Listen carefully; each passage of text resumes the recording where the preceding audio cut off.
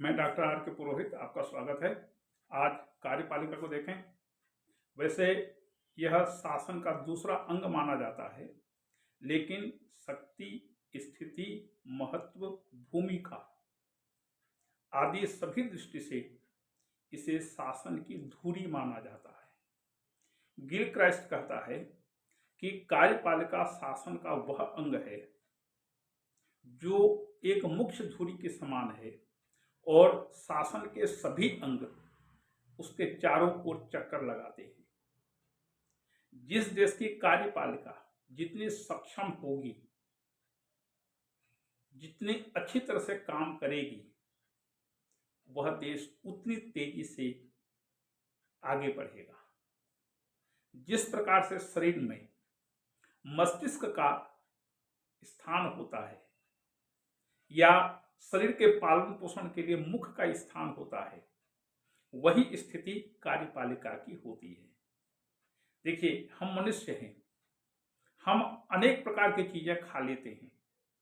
जो भी आए सीधे पेट में डालते जाओ। भक्ष्य को भी खाते हैं और कई बार अभक्ष्य चीजों को भी खा लेते हैं बिना किसी संकोच के।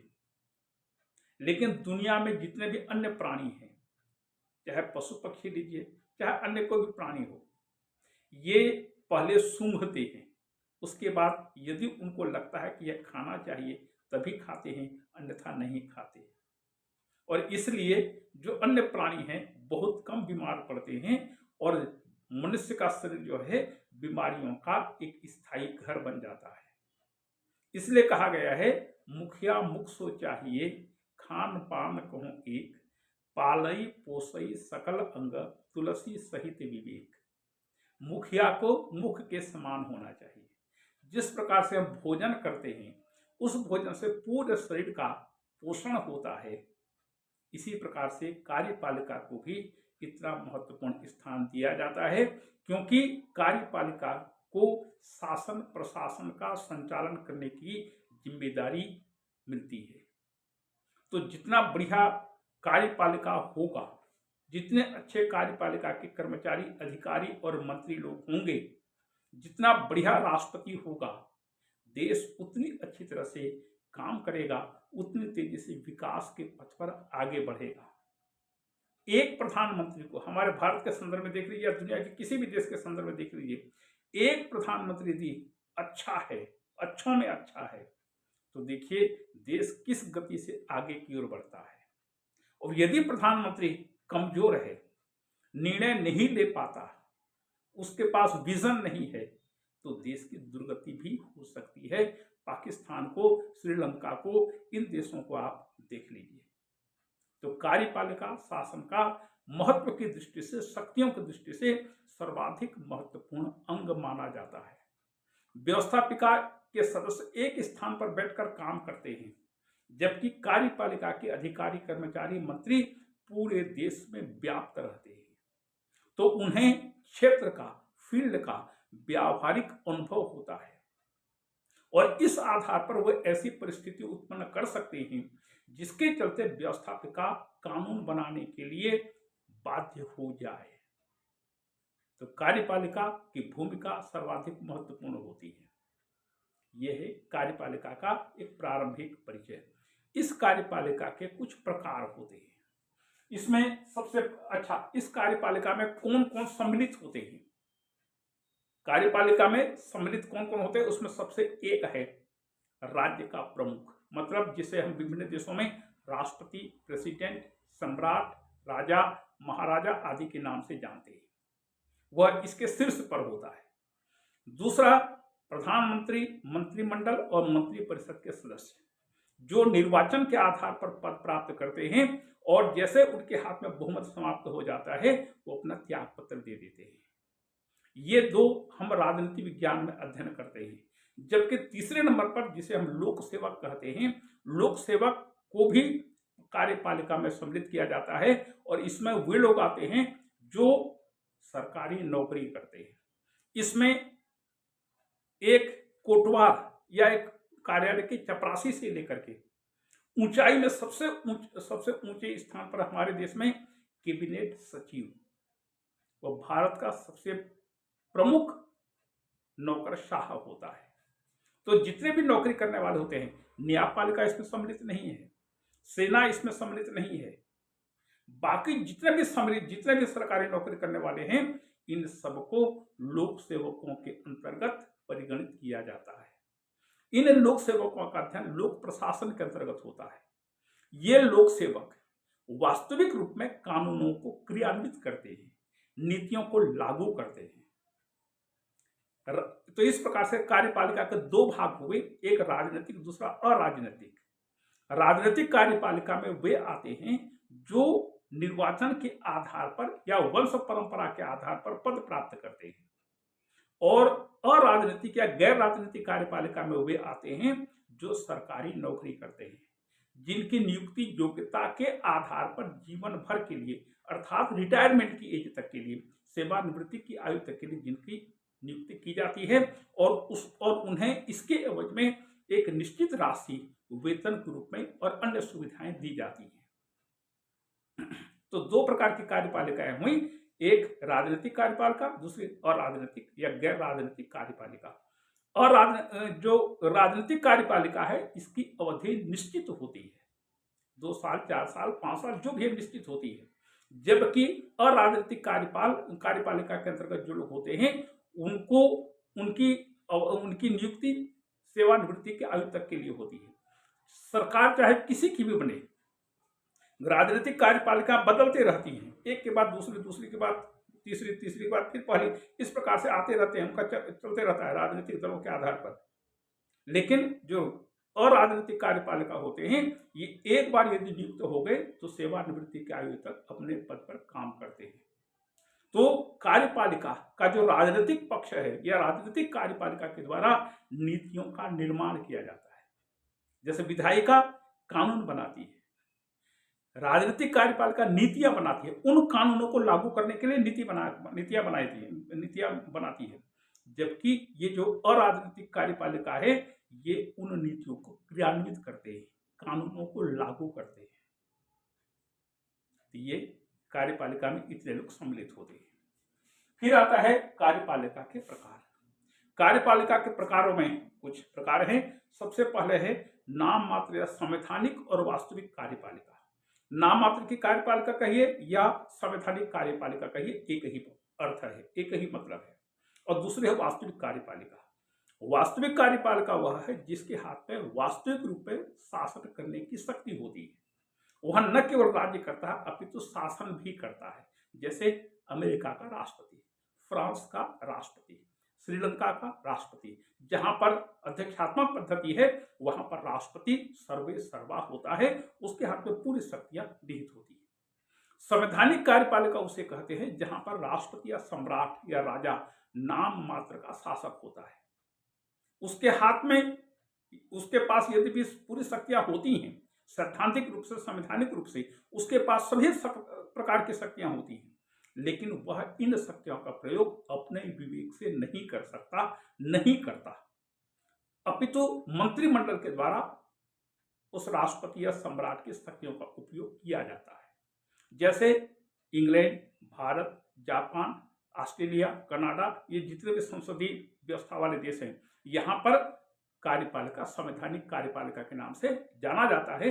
पूरी शक्तियां उसके पास होती है, लेकिन इनका प्रयोग वह अपने विवेक से नहीं करता, अपितु मंत्रिमंडल के परामर्श के आधार पर वह काम करता है।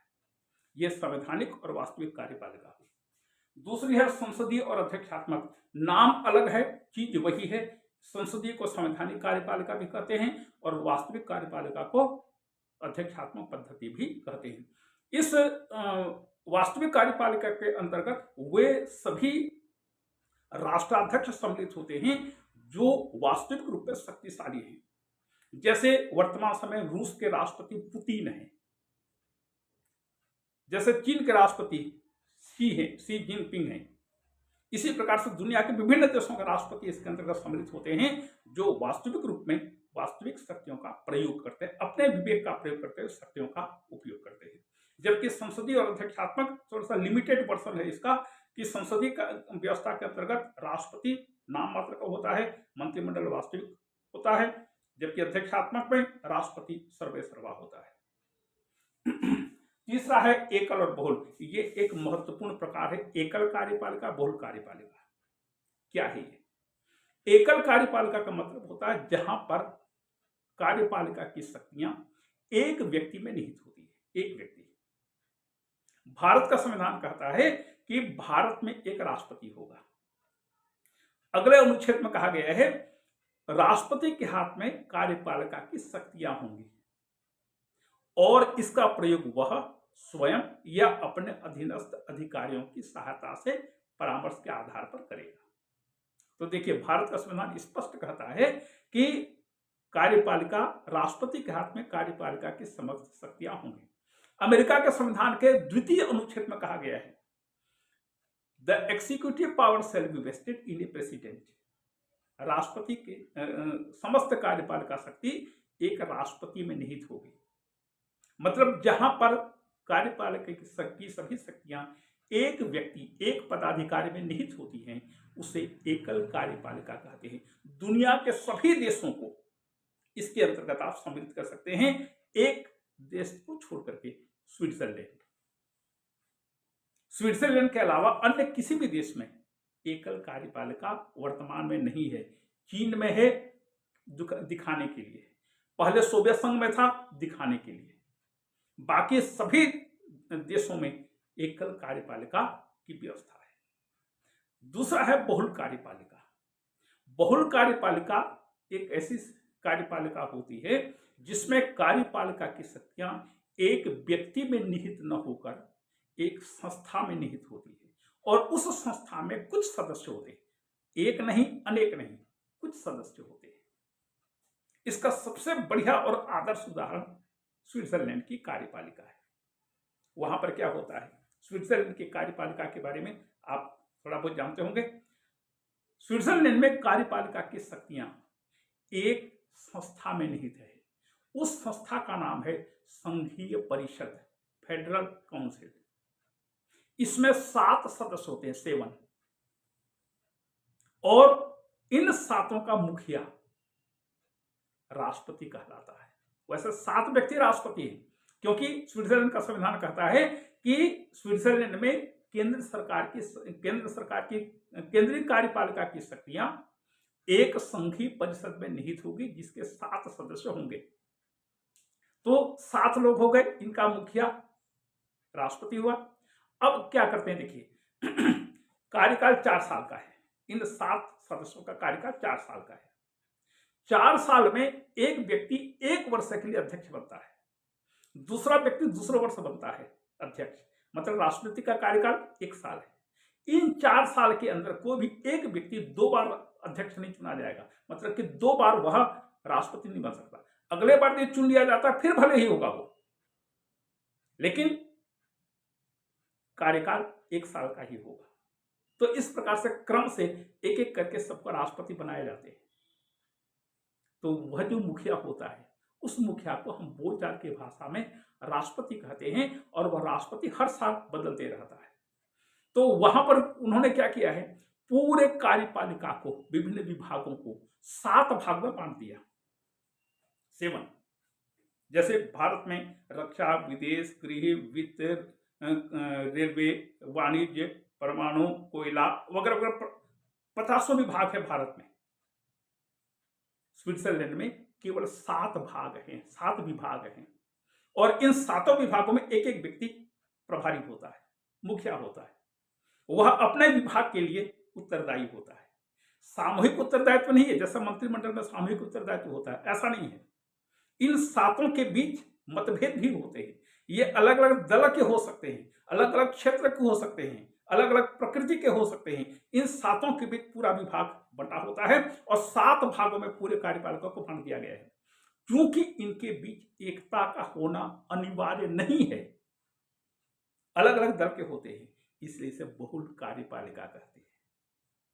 अनेक सदस्य होते हैं, मतलब कुछ सदस्य होते हैं, इन सदस्यों की भी एकता नहीं होती। जैसे मंत्रिमंडल में एकता होती है, जैसे संसदीय व्यवस्था में एकता होती है मंत्रिमंडल के बीच, ऐसी एकता बहुल कार्यपालिका में नहीं होती। ये एक दूसरे की आलोचना भी कर सकते हैं और इस प्रकार से इसे बहुल कार्यपालिका कहते हैं। आपके मन में एक बात आ सकती है, कि मंत्रिमंडल में भी तो कई सदस्य होते हैं, तो मंत्रिमंडल को भी बहुल कार्यपालिका क्यों नहीं कहा जाता? ठीक है, मंत्रिमंडल मंत्रिपरिषद में भारत के संदर्भ में 50-60 सदस्य होते हैं, लेकिन इनके बीच एकता होती है, विभिन्नता नहीं होती, मतभेद नहीं होते। मंत्रिमंडल में एकता होती है, मतभेद नहीं होते। जिसके मन में मतभेद है वो चुपचाप त्याग पत्र देकर चला जाएगा।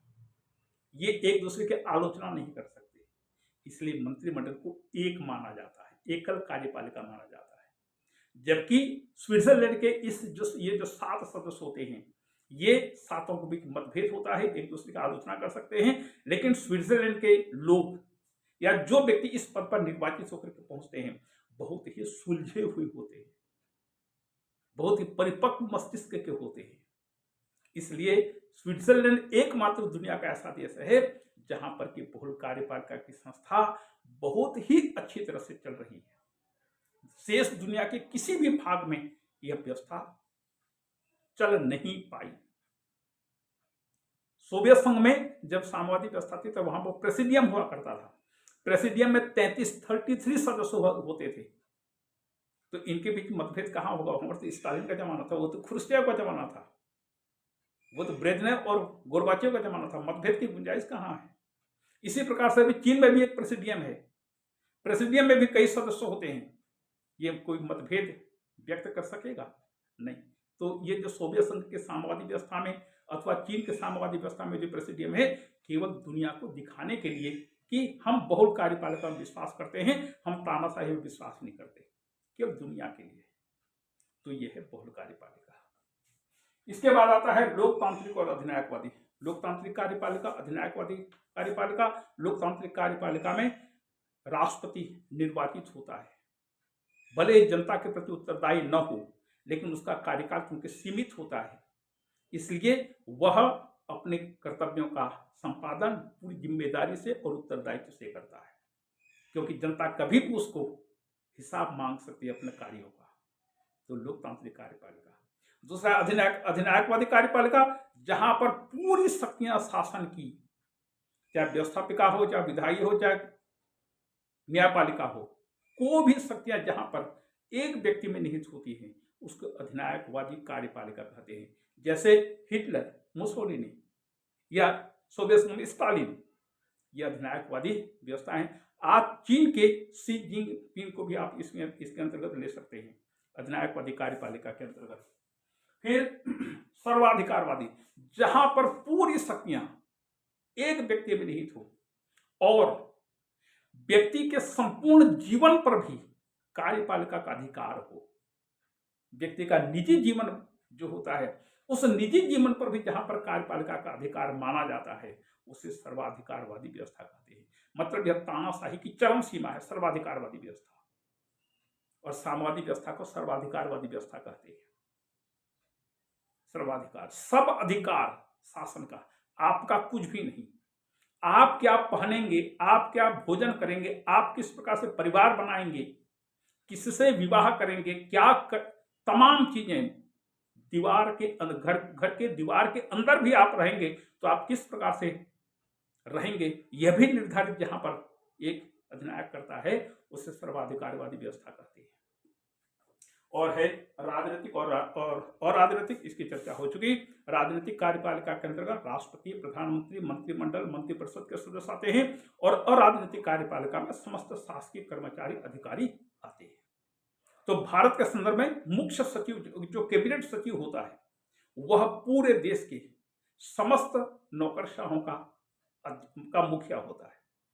उसके नीचे हजारों लाखों की संख्या में अलग अलग क्षेत्र के सदस्य होते हैं, और आखिरी में आप कह सकते हैं जैसे एक कार्यालय में काम करने वाला भृत्य है, चौकीदार है, गांव में काम करने वाला कोटवार है, ये आखिरी श्रेणी में है। राज्यों के अंतर्गत भारत में राज्यों में मुख्य सचिव होता है, चीफ सेक्रेटरी, वह राज्य शासन का प्रथम क्रम पर मुख्य नौकरशाह होता है।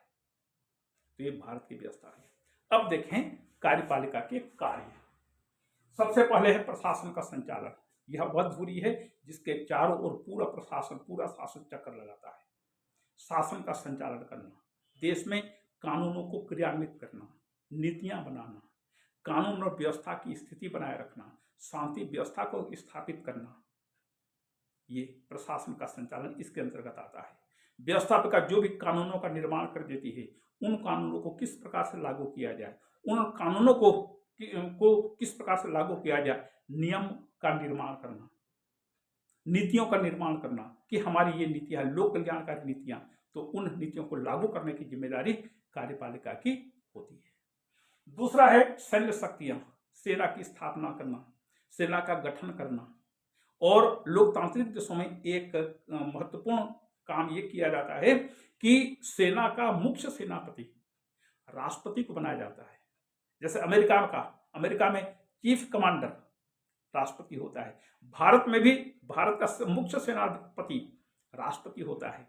एक प्रश्न यहाँ पर है कि सेना में जितने भी पदाधिकारी होते हैं ये सब सैनिक व्यक्ति होते हैं, चाहे जनरल हो, फील्ड मार्शल हो, या lieutenant general, colonel, brigadier general वगैरह वगैरह, जितने भी व्यक्ति होते हैं ये सब सैनिक परिवेश में प्रशिक्षण लेकर के आगे बढ़ते जाते हैं।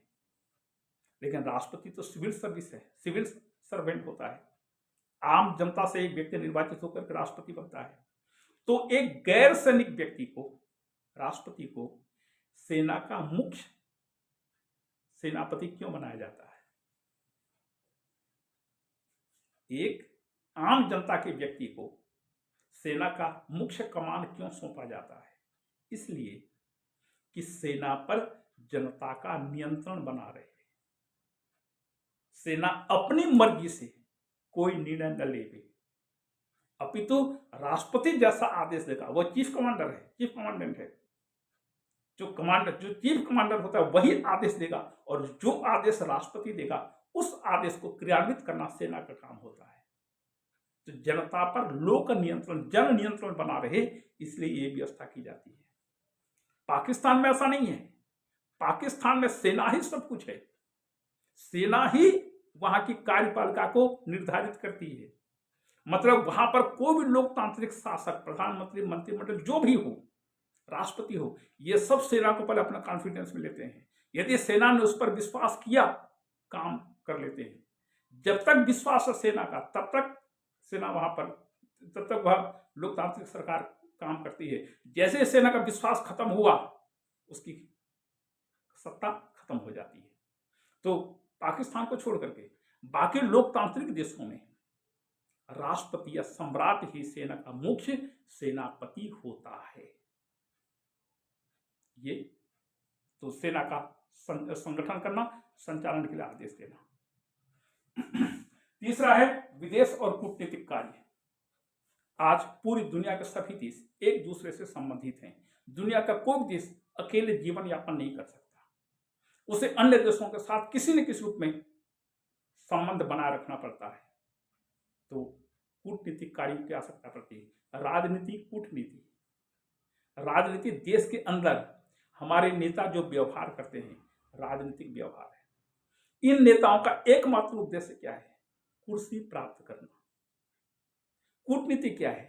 कूटनीति, कुटिल नीति, ऐसी कुटिल नीति अपनाना ताकि सामने वाला राष्ट्र क्या करूं क्या न करूं हो जाए, असमंजस की स्थिति में आ जाए, उसको इतना डोमिनेट करना कि वह हमारे सामने सिर उठाकर देखने की हिम्मत न करे। कुटिल नीति।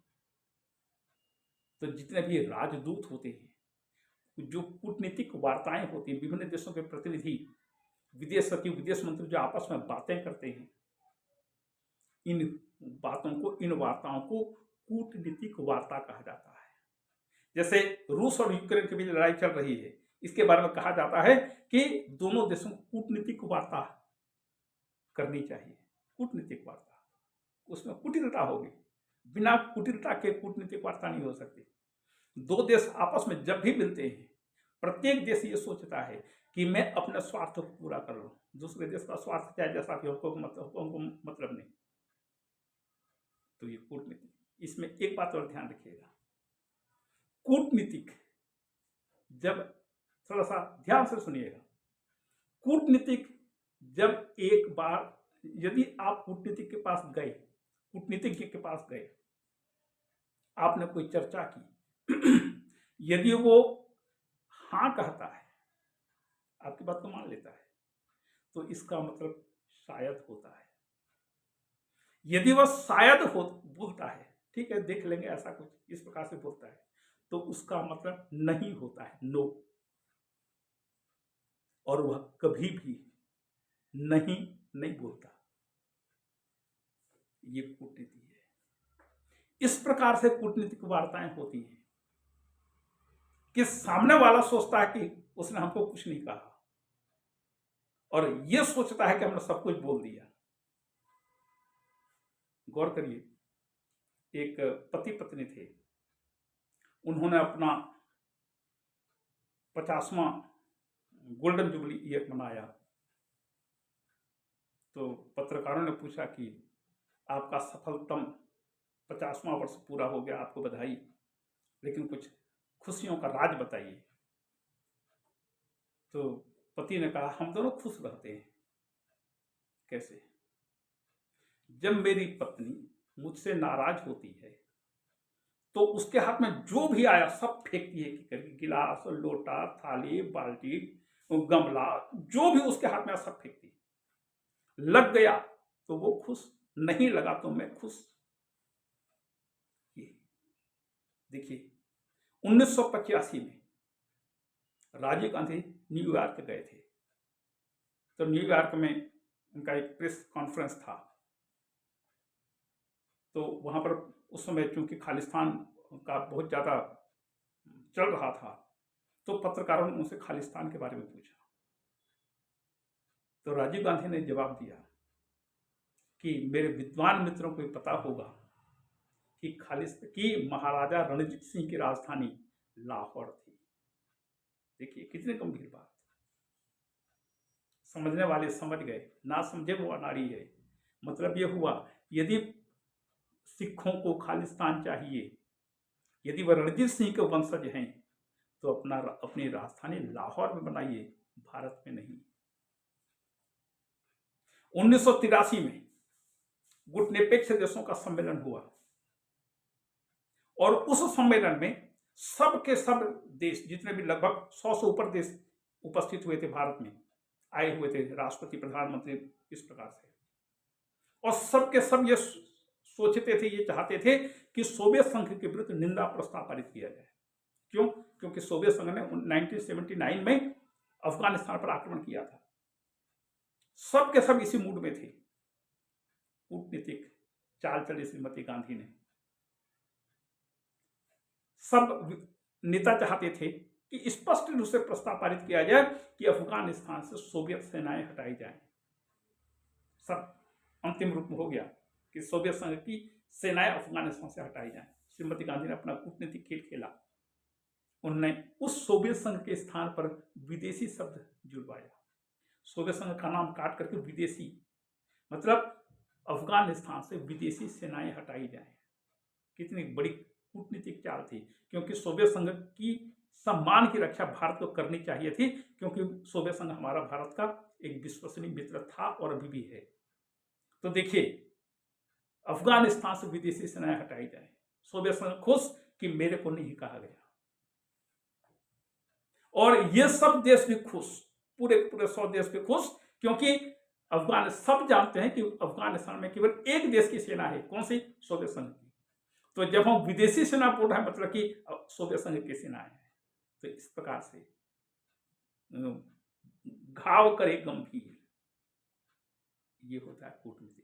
तो कूटनीतिक वार्ता करना, कूटनीतिक संबंध स्थापित करना, राजदूतों की नियुक्ति करना, दूसरे देशों के राजदूतों का स्वागत करना, ये सब कूटनीतिक कार्यों के अंतर्गत आता है। दूसरे देशों से संधि करना, समझौते करना, सहमति पत्र पर हस्ताक्षर करना, ये तमाम प्रकार के वैदेशिक संबंध होते हैं। विदेश नीति का निर्धारण करना, ये तमाम चीजें कूटनीतिक कार्यों के अंतर्गत आती हैं। फिर है विधायिक कार्य। विधायिक कार्य के अंतर्गत कानून बनाने में सहयोग। पूरे देश में जितने भी कानून बनते हैं, इन सब की ड्राफ्टिंग, इन सब की रूपरेखा कार्यपालिका के द्वारा तैयार की जाती है। उसको फिर कार्यपालिका में उसको फिर व्यवस्थापिका में पेश किया जाता है। मतलब विधायिका का नेतृत्व करना। संसदीय देशों में तो कार्यपालिका व्यवस्थापिका दोनों मिलकर के एकजुट होकर के काम करते हैं, इनके बीच मतभेद नहीं होता। जबकि अध्यक्षात्मक पद्धति अमेरिका जैसे देशों में भी जितने भी कानून बनते हैं सभी प्रायः 80% कानूनों की ड्राफ्टिंग कार्यपालिका राष्ट्रपति के द्वारा ही की जाती है। तो समस्त विधायी कार्यों में विधायिका का नेतृत्व करना। संसदीय देशों में तो कार्यपालिका ही सर्वेसर्वा होकर के पूरा काम करती है। फिर है वित्तीय, बजट बनाना। कार्यपालिका ही बजट बनाता है। बजट बनाना, बजट पेश करना, बजट पास करवाना और फिर बजट को क्रियान्वित करना, कर लगाने की घोषणा करना, कर का निर्धारण करना, व्यवस्थापिका से स्वीकृति लेना, फिर करों की वसूली करना। तो वित्त के बारे में भी कार्यपालिका अंतिम शक्तियों का उपभोग करती है। यद्यपि सभी प्रकार से उसे व्यवस्थापिका से स्वीकृति लेनी पड़ती है, लेकिन फिर भी कार्यपालिका सर्वेसर्वा होकर काम करती है। फिर न्यायिक शक्तियों के अंतर्गत जैसे न्यायाधीशों की नियुक्ति करना और अपराधियों को क्षमा प्रदान करना। दुनिया के सभी देशों में राष्ट्रपति को यह अधिकार दिया जाता है कि वह अपराधियों को क्षमा प्रदान करे। तो क्षमा प्रदान करने के अंतर्गत वह दंड को पूरी तरह से माफ कर सकता है, सजा को बदल सकता है, मतलब उसकी मृत्यु दंड की सजा उसको आजीवन कारावास या कुछ वर्षों की कारावास में बदल सकता है। दंड को कम कर सकता है, मतलब कि किसी को आजीवन कारावास है 5 साल 10 साल की सजा कर सकता है। मतलब सभी प्रकार से ये अधिकार, क्षमा प्रदान करने का अधिकार राष्ट्रपति को दिया जाता है। इसके पीछे तर्क यह है कि दंड में भी दया का भाव होना चाहिए। दया का भाव तो राष्ट्रपति, क्योंकि राष्ट्रपति होता है, देश का मुखिया होता है, इसलिए उसके पास इतनी शक्तियां होनी चाहिए कि वह किसी अपराधी को क्षमा प्रदान करे। इसलिए उसको दिया जाता है ये विशेष अधिकार। और कल्याणकारी कार्य, जितने भी कल्याणकारी कार्य होते हैं सब कार्यपालिका के द्वारा ही तय किए जाते हैं और फिर इसको क्रियान्वित करने की पूरी जिम्मेदारी लोक प्रशासन की होती है। तो कल्याणकारी कार्य कार्यपालिका के द्वारा ही निर्धारित और क्रियान्वित किए जाते हैं, पूरे किए जाते हैं। जो कार्यपालिका जितने अधिक लोक कल्याणकारी कार्यों का संपादन करेगी वो कार्यपालिका उतनी ही लोकप्रिय होगी। ये है कार्यपालिका। इतना मान लीजिएगा कि व्यवस्थापिका, कार्यपालिका, न्यायपालिका महत्व की दृष्टि से कार्यपालिका है। इसके पीछे एक और महत्वपूर्ण तथ्य यह है कि कार्यपालिका का मुखिया संप्रभुता का प्रतीक होता है। वह संप्रभुता की शक्तियों का प्रयोग करता है। संप्रभुता जहां कहीं भी हो, भारत जैसे देश में संप्रभुता कहां पर आप कह नहीं सकते, क्योंकि संप्रभुता का मतलब सर्वेसर्वा, उसके ऊपर कोई नहीं, सबको उसके अधीन। इतना होने के बावजूद राष्ट्रपति संप्रभुता का प्रतीक होता है। भारत का राष्ट्रपति जब कभी विदेश जाता है तो वह नाम से नहीं जाता, राष्ट्रपति के पद नाम से जाना जाता है। और राष्ट्रपति आ रहा है, राष्ट्रपति जा रहा है, मतलब एक संप्रभु दूसरे संप्रभु से संपर्क कर रहा है। किसी देश की संप्रभुता छोटी या बड़ी नहीं होती कि अमेरिका जैसे, अमेरिका रूस की संप्रभुता बहुत इतनी बड़ी है और नेपाल की संप्रभुता छोटी सी है, ऐसा नहीं होता। संप्रभुता एक समान होती है। हर देश की संप्रभुता का मान, महत्व एक समान होता है। इसीलिए आपको याद होगा जब पोरस को परास्त करके हथकड़ी लगा करके सिकंदर के सामने पेश किया गया और सिकंदर ने पूछा, पोरस तुम्हारे साथ क्या व्यवहार किया जाए, बोल तेरे साथ क्या सलूक किया जाए। तो पोरस ने बड़े गर्व से कहा था, वैसा ही जैसा एक सम्राट दूसरे सम्राट के साथ करता है। इस उत्तर से सिकंदर खुश हो गया और पोरस को उसने छोड़ दिया। मतलब कि सम्राट सम्राट होता है और एक सम्राट हमेशा सम्राट से बात करेगा। एक दूसरा अधिकारी, दूसरा पदाधिकारी कभी भी राष्ट्रपति के पास जाकर बात नहीं कर सकता। जो दूसरे देशों में जाते हैं, जैसे विदेश मंत्री से बात करेगा, प्रधानमंत्री से बात करेगा। यदि उस देश में प्रधानमंत्री का पद ही नहीं है तो राष्ट्रपति से बात करेगा। इस प्रकार से तो कार्यपालिका संप्रभुता का प्रतीक होता है, वही देश का सर्वेसर्वा होता है। इसी के साथ ये चैप्टर समाप्त हुआ। आपको धन्यवाद।